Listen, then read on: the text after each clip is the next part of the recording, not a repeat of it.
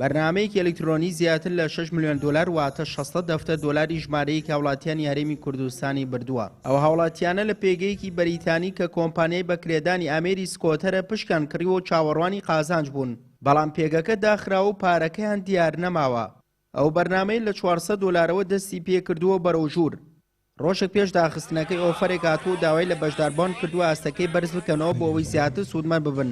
بۆیە ژمارەیەک لە بەشداربووەکان پارەی زیاتریان داوە. کاریان بەرنامە ئەوە بووە گوایە لە وڵاتان سکۆتر بەکرێ دەدات. هاوڵاتیەکی زۆر پارەیان خست بۆ بەرنامەکە و زۆرترین سکۆتەریان هەڵگرت بوو. لە هەفتەکەدا 5 ڕۆژ پارەیان وەردەگرت. ئەو پارەی سکۆتەرەکەی پێدەدرا بەکرێوە قازانج بۆ بەشداربوو داهاتەوە. بەڵام لە چرکە ساتێکدا بەرنامەکە وەستا و لە کار کەوت و سەدان هاوڵاتی زەرمەند بوون. من خۆم بە 4 وەرەقە. 4 وەرەقەکەی تر 2-3 ڕۆژ لەمە و پێش هەواڵی هاوتیان ڕایەگرین کە ئیتر ڕایانگرت کورە ئێمە وەرەقەیەکمان بۆ گەڕیاوە تر ئەو وەرەقەشمان لێداوە هەمتر ڕۆیەوە بۆ ئەوێ ئیتر ئێمە دینارمان دەست نەکەو.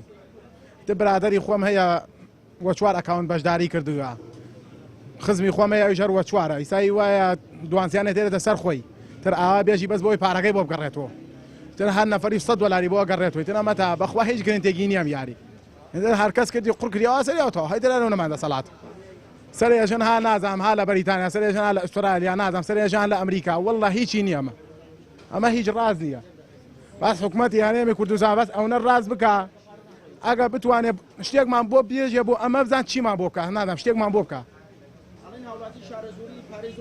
بەڵێ ڕاستە دوێشەوەیان پێرەشەو لە لای ئەو تەرمیناڵە لەوانەیە 200 نەفەر زیاد لێیاوێ هەر کەس وی تر کاکە هیوایەژێ وە 3 ئەکاونت هیوایەژێ 4 ئەکاونتی ئیتر هەر نەفەر لە دەرهین دۆست و خزم و خۆی تر ئاواتی وەسەری وەڵا هەمووی پەشیمانە چوە پەشیمانی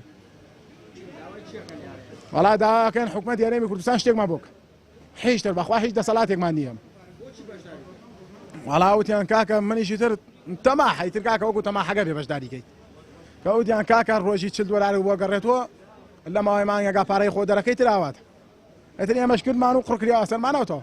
ئەو کەسانی کە بەشداریان لە بەرنمەکەیە کرد بە بڕێک پارە تۆ ئیسفادەیت لە بڕێکی پارەکەی ئەوانە کرد و لایەنی زۆری پارەکەی ئەوان بۆ کۆمپانیا یاخود بەشی سەرەوەی هەڕەمەکە ئەچوو و لە شارە زورە ئەوەندەی کە من ئاگادار بم زۆرترین زەرمەند بوون نزیکی 5,000 دلارەواتە 50 وەرەقە بۆ هەر نەفەرێک تەبعاً واتە چەند شخصێک بم بڕە پارە زۆرە بەشداریان کردووە لەبەر ئەو تەموحی کە هەیان بوو بۆ پێش سەری ساڵ کە ئەگەر بەشداریان بکردایە لیڤڵێکی زیاتریان پێ بەخشا و سوودێکی زیاتریان وەرەگرت.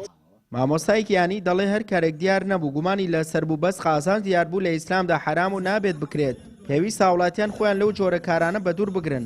موسڵمانان خەڵکان زۆر بە هەڵا ڕۆشتون و زەرەریان کردووە لەو جۆرە شتانە تایەکی قازانجی کردوێت لەوە ئەچێت 50 کەس زەرەری کردووە. قازانجیشکە حرامە لەبەرەوەی ئەو کەسابەتە بێ کەسابەتێک تۆ بەشدارە بی لە هەر کەسابەتێکە ئەبێت لە قازانج و لە زەرەرا بەشدار بیت بەس تەنها تۆ قازانجی بێت شتیوا چۆنە بێت ینی کەواتە ئێمە موسڵمان ئەبێت بەشدار نەبین لەو جۆرەشتانە زۆر بە حەزەریوە هەر کەسابەتێکیش بود وەکو ئەرزم کردن هەر کەسابەتێکیشکەوە هاتە کوردستانەوە لە وڵاتانی غەیرەوە ئەبێت ئێمە وەکو موسڵمان لیژنەی فتوامان هەیە. کۆمپانیای گرینود گوایە تایبەتە بە کرێدانی سکۆتەر نزیکەی 3,000 کەس لە هەرێمی کوردستان بەشداری تێدا کردووە. پەیام ئەوەی زانیوە ئەو کەسانی ئەم کاریان کردووە گروپ بوون. ئامانجیان ئەو بۆ پارەیەکی زۆر ببەن بۆ ڕاکێشانی هاوڵاتیانیش بانگشتی ئەو کەسانەیان کردووە کە بەشدار بوون و پێیان وتون هەتا خەڵکی بێن زیاتر قازانج دەکەن. بەو جۆرە سەدان هاوڵاتیان فری و داوە. پەیام ئەوەشی زانیوە کە تا ئێستا کەسیان دەستگیر نەکراون. زۆرترین قوربانیەکانیش لە سنووری شاری سلێمانی و قەزای شارە زورن. هەر لەو بارەوە پەیام پەیوەندی بە وتەبێژی پۆلیسی سلێمانیەوە کرد بەڵام ئامادە نەبوو هیچ لێدوانێک بدات. سوێ محەممەد کەناڵی ئاسمانی پەیام شارە زور.